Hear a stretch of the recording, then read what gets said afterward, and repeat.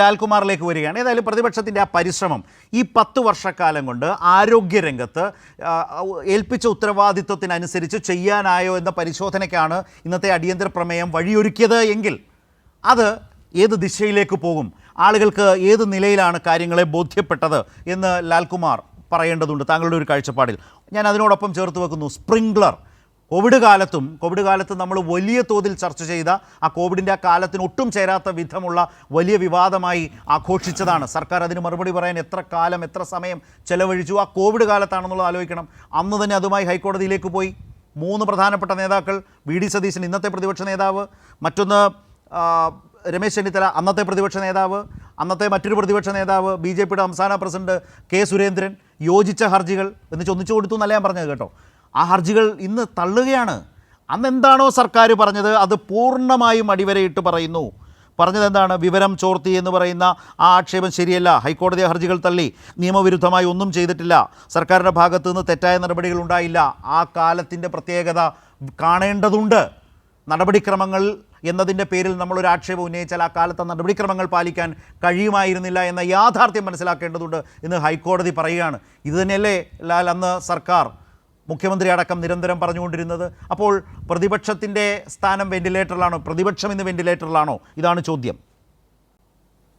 അല്ല, ഇവിടെ അടിസ്ഥാനപരമായി ഞാൻ മനസ്സിലാക്കുന്നൊരു കാര്യം, പ്രതിപക്ഷത്തിൻ്റെ ഉത്തരവാദിത്വം അത് വ്യക്തമായും കൃത്യമായും അവർക്ക് ചെയ്യാൻ പല ഘട്ടങ്ങളിലും കഴിയുന്നില്ല എന്നുള്ളതാണ് അതിന് സത്യാവസ്ഥ.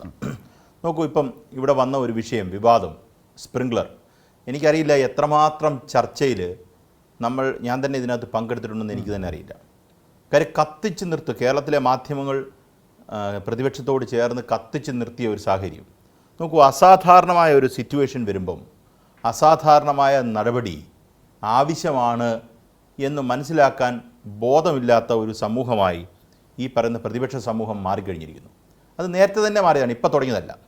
അവരെ സംബന്ധിച്ചിടത്തോളം അധികാരം പിടിക്കുക എന്നുള്ള ലക്ഷ്യം മാത്രമായി പല കാര്യത്തിനും അവരുടെ റെസ്പോൺസ് അതുമായി ബേസ് ചെയ്താണ്. ഇപ്പോൾ ആരോഗ്യരംഗം എടുക്കുക. ഇന്നിപ്പം ഇവിടെ 2-3 കേസ് പറഞ്ഞു.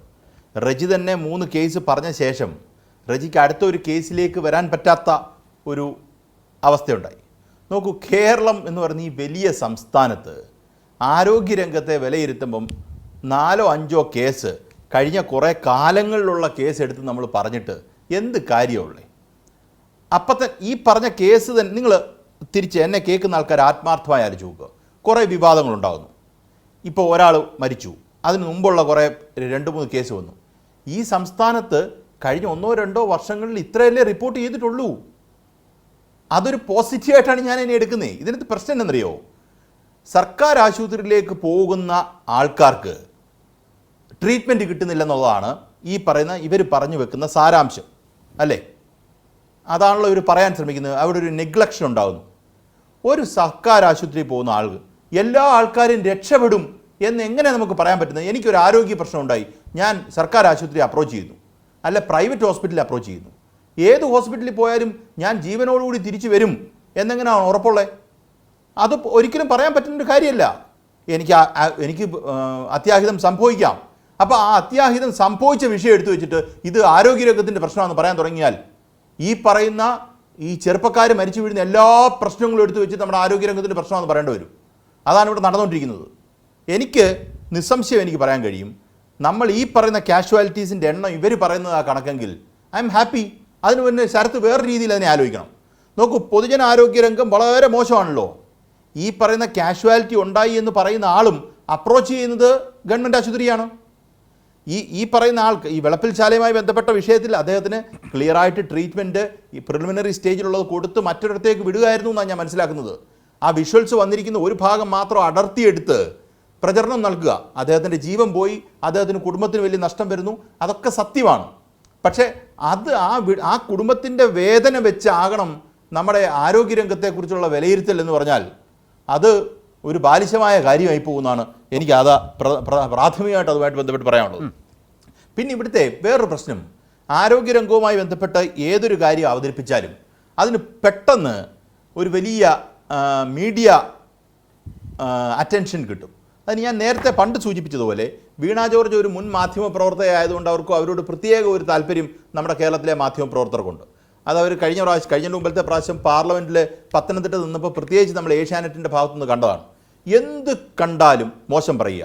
കഴിഞ്ഞ ഒരു 3-4 മാസം മുമ്പ് ഒരു പ്രോഗ്രാമിൽ വെച്ച് ഞാൻ വീണ ജോർജിനെ കണ്ടു. അപ്പം ഞാൻ കൃത്യമായി സംസാരിച്ച് വന്നതിൻ്റെ ഇടയ്ക്ക് അവർ പറഞ്ഞതാണ്,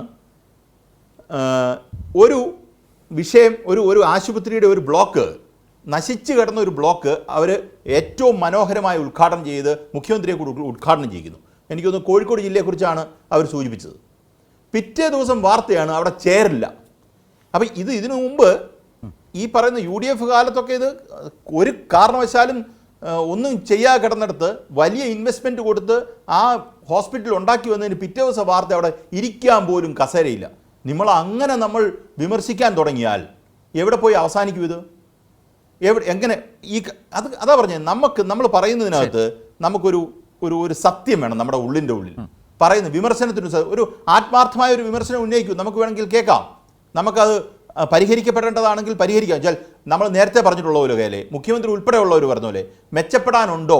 തീർച്ചയായിട്ടും നമുക്ക് മെച്ചപ്പെടാനുണ്ട്. ആ സ്കോപ്പ് ഒരിക്കലും അറിഞ്ഞിട്ടുള്ളതല്ല. ലോകത്തിലെ ഏറ്റവും നല്ല ട്രീറ്റ്മെൻറ്റ് കിട്ടുന്ന സ്ഥലം കേരളത്തിലെ ആരോഗ്യരംഗം എന്ന് നമ്മൾ പറഞ്ഞിട്ടില്ല. നമ്മുടെ പരിമിതമായ സാമ്പത്തികത്തിൽ നിന്ന് ഏറ്റവും മെച്ചപ്പെട്ട രീതിയിൽ നമ്മൾ ശ്രമിക്കുന്ന 2 കാര്യങ്ങളാണ്. അതൊന്ന് വിദ്യാഭ്യാസവും 2 ആരോഗ്യരംഗമാണ്. അതിന് ഒരു കാരണവശാലും ഇടതുപക്ഷ സർക്കാർ വിട്ടുവീഴ്ച വരുത്തിയിട്ടുണ്ടെന്ന് ഞാൻ കരുതുന്നില്ല. അതിനകത്ത് ചുമ്മാതെ ന്യായം പറഞ്ഞിട്ടൊന്നും കാര്യമില്ല. നിങ്ങൾ സബ്സ്റ്റാൻഷ്യലി നിങ്ങൾക്ക് ഒരു സോളിഡ് റീസൺ കൊണ്ടുവന്ന് നമ്മുടെ മുന്നിൽ വെക്കാമെങ്കിൽ വി ക്യാൻ ബിലീവ് ഇറ്റ്.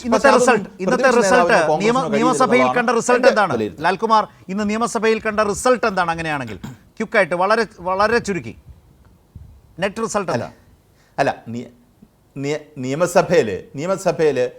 നിയമസഭയിൽ പണ്ട് സ്വരാജ് പറഞ്ഞതുപോലെ ഇവർ കൊണ്ടുവരുന്ന എല്ലാ പ്രമേയവും നനഞ്ഞ പടക്കം പോലത്തെ ഒരു അവസ്ഥയാണ്. പ്രതിപക്ഷ നേതാവ് അവതരിപ്പിക്കുക. ഞാൻ ഒറ്റ കാര്യം കൂടെ പറയാം. പ്രതിപക്ഷ നേതാവ് നമ്മൾ VD സതീശൻ വന്നപ്പം ആദ്യം വെൽക്കം ചെയ്ത് എനിക്കൊന്ന് നമ്മൾ തമ്മിലിരുന്ന ചർച്ചയ്ക്കകത്ത് അദ്ദേഹം വരട്ടെ എന്നാണ് നമ്മൾ രണ്ടും ഇരുന്ന ചർച്ചയ്ക്കാണ് പറഞ്ഞത്. പക്ഷേ അത് കഴിഞ്ഞ് അദ്ദേഹത്തിൻ്റെ ശരീരഭാഷ മാറുന്നു നോക്കൂ.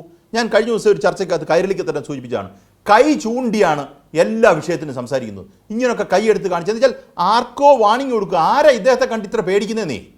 പ്രതിപക്ഷ നേതാവ് ഇങ്ങനെ കൈ ചൂണ്ടിയാണ് നമ്മളെന്നാ പേടിച്ചു പോവോ? പുള്ളി ഓരോ കാര്യം പറയുമ്പോഴും, ഇപ്പുറത്തെ മന്ത്രിമാരെ കുറിച്ച് പറയുമ്പോഴും, മുഖ്യമന്ത്രിയെ കുറിച്ച് പറയുമ്പോഴും നോക്കൂ, നമുക്ക് ശാരീരികമായ ഒരു കമ്പോഷർ എന്ന് പറയുന്നത് സ്ഥാനവുമായി ഒന്നുകൂടി ഇന്നിപ്പോൾ വൈകുന്നേരം അത് വലിയ ചർച്ചയായിട്ടുണ്ട്. അതാ കാണാം. ഇന്ന് VD സതീശൻ ഇന്നലെ ശിവൻകുട്ടിയോട് എങ്ങനെയാണ് പെരുമാറിയത്, ഇന്ന് അത് സഭയ്ക്കകത്ത് അദ്ദേഹം പറഞ്ഞപ്പോൾ അദ്ദേഹം എടുത്ത സ്റ്റാൻഡ് എങ്ങനെയാണെന്ന് കൂടി നോക്കാം. ഞാൻ അതിൽ വേറൊന്നും പറയുന്നില്ല, ഒന്ന് കാണാം. VD സതീശൻ ഇന്നലെ, VD സതീശൻ ഇന്ന്. ഇവനെ പോലത്തെ ആളുകൾ മന്ത്രിമാരായിരിക്കാൻ യോഗ്യതയുള്ളവരാണോ?